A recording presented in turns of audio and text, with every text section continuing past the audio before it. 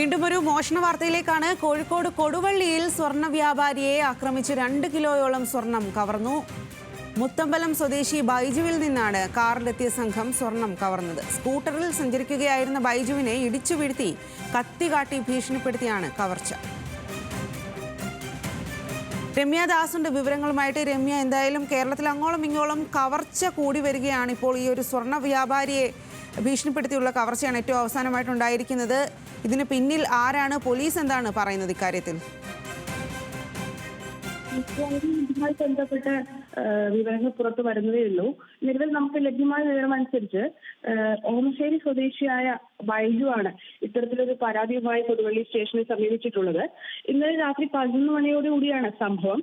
അതായത് കടയടച്ച് വീട്ടിലേക്ക് പോകും വഴി സ്കൂട്ടറിലെത്തിയ സംഘമാണ് ഇയാളെ ഇടിച്ചു വീഴ്ത്തിയ ശേഷം കത്തി കാട്ടി ഭീഷണിപ്പെടുത്തി. അതുപോലെ തന്നെ മർദ്ദിച്ചിട്ടുമുണ്ട് എന്ന് ഇയാൾ പരാതിയിൽ പറയുന്നുണ്ട്. ഇയാളുടെ ദേഹത്ത് മർദ്ദനവുമായി ബന്ധപ്പെട്ട പാടുകളുമുണ്ട്.